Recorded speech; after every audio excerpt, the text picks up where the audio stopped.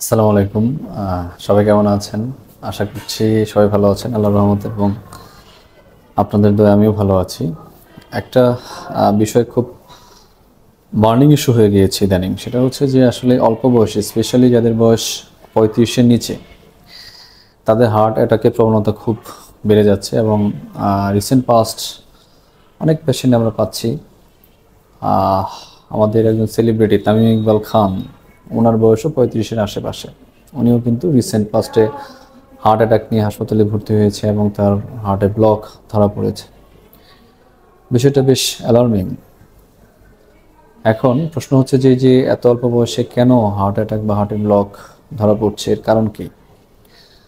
আমরা কনভেনশনাল যেসব risk factor চিন্তা করে থাকি, যেমন ডায়াবেটিস মেলাইটাস, উচ্চ রক্তচাপ বা হাইপারটেনশন, ডিসলিপিডিমিয়া বা কোলেস্টেরল বেশি ব্লাডে, স্মোকিং, এইসব তো এস্টাবলিশ ফ্যাক্টর আছেই। এর বাইরেও কিছু কিছু রিস্ক ফ্যাক্টর আছে যেটা আসলে আমরা জানি না বা এটা সুপ্ত অবস্থায় থাকে, বা অনেক সময় আমরা আসলে এগুলা হিসাবের মধ্যে ধরি না।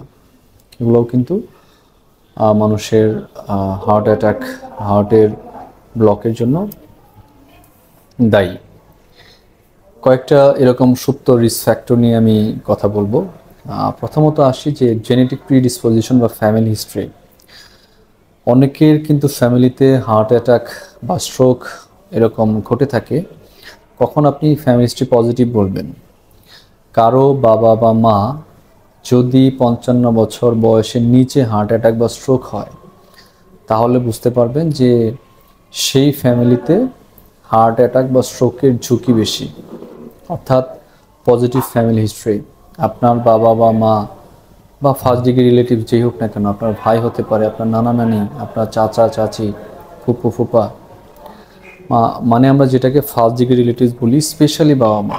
কারো যদি ৫৫ বছরের নিচে হার্ট অ্যাটাক হয়, তাহলে বুঝতে হবে যে আপনি ফ্যামিলি হিস্ট্রি পজিটিভ। এটা একটা খুব স্ট্রং রিস্ক ফ্যাক্টর। তাহলে আপনার নিজেরও আসলে এই হার্ট ব্লকের যে স্ক্রিনিং টেস্ট, সেগুলো করে ফেলা উচিত। খুব ইম্পর্টেন্ট রিস্ক ফ্যাক্টর। এর বাইরে আরেকটা খুব স্ট্রং রিস্ক ফ্যাক্টর, সেটা হচ্ছে লাইফস্টাইল।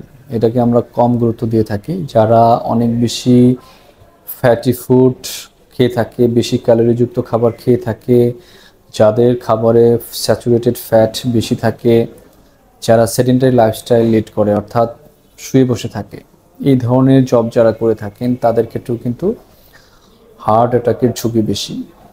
একটা গবেষণায় আসছে, যারা মুভ করে, অর্থাৎ যাদের শরীরে মুভমেন্ট বেশি হয়, অর্থাৎ যাদের ডাইনামিক এক্সারসাইজ বেশি হয়, তাদের থেকে যাদের ডাইনামিক এক্সারসাইজ কম হয়, অর্থাৎ যারা অলস প্রকৃতির বা যারা শুয়ে বসে থাকে, তাদের হার্ট অ্যাটাক এবং স্ট্রোকের ঝুঁকি প্রায় ৮ গুণ বেশি।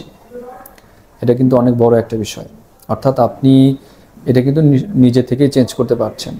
ফ্যামিলি হিস্ট্রিটা কিন্তু নিজে চেঞ্জ করতে পারবেন না, কিন্তু যদি আপনি এক্সারসাইজ করেন, প্রতি সপ্তাহে ১৫০ মিনিট হাঁটেন, তাহলে কিন্তু এই রিস্ক ফ্যাক্টরটা আপনি অ্যাভয়েড করতে পারবেন।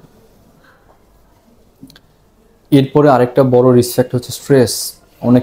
অনেকেই আছেন, আমাদের খুব অল্প বয়সে অনেক স্ট্রেসফুল লাইফ লিড করতে হয়।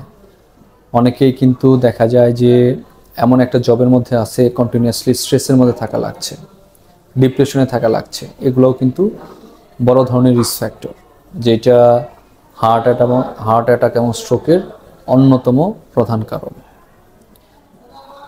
এরপর আরেকটা কারণ খুব জোরে সোরে আসছে, সেটা হচ্ছে ড্রাগ অ্যাবিউজ। আমরা দেখতে পাচ্ছি অনেকে এখন খুব নেশাগ্রস্ত হয়ে যায়।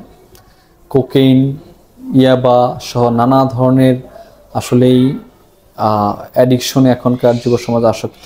স্পেশালি যারা অল্প বয়স, ২৫, ২৬, ২৭ বছর বয়সে যাদের হার্ট অ্যাটাক এবং স্ট্রোক হয়, এর একটা বড় কারণ হচ্ছে এই ধরনের মাদকাসক্ত বা অ্যাডিকশন।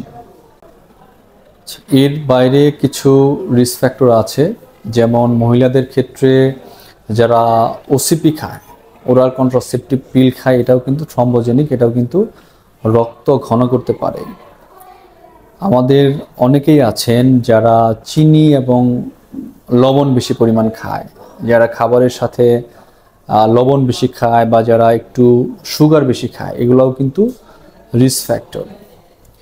এর বাইরে কিছু থ্রম্বোফিলিয়া ইস্যু আছে, মানে আপনার রক্ত ঘন হয়ে যাওয়ার যে কারণগুলো আছে সেগুলোও কিন্তু আপনার হার্ট অ্যাটাক এবং স্ট্রোকের ঝুঁকি বাড়ায়।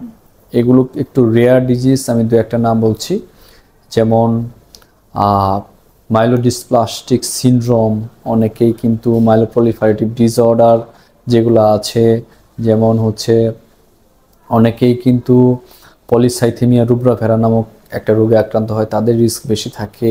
অনেকের কিছু সিস্টেমিক ডিজিজ যেমন আর্থ্রাইটিস আক্রান্ত হয়ে থাকে, তাদের ক্ষেত্রেও কিন্তু এই রক্ত ঘন হওয়ার সম্ভাবনা বেশি থাকে, তাদের ক্ষেত্রেও কিন্তু এই স্ট্রোক বা হার্ট অ্যাটাকের সম্ভাবনা বেশি থাকে। আমাদের অনেক অল্প বয়সী মেয়েরা আছে যারা ইসিলিতে আক্রান্ত হয় বা যারা কানেকটিভ টিস্যু ডিজিজগুলোতে ভুগছেন, তাদের ক্ষেত্রে কিন্তু এই জিনিসটা বেশি হয়।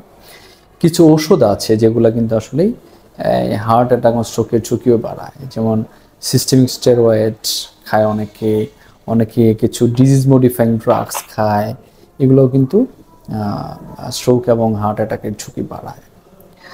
তাহলে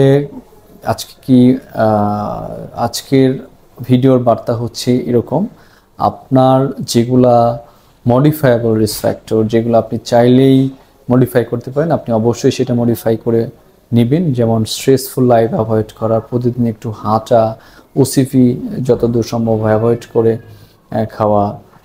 অনেকেই নেশাগ্রস্ত হয়ে পড়েন, কোকেন খান, ইয়াবা খান, এগুলো অ্যাভয়েড করা।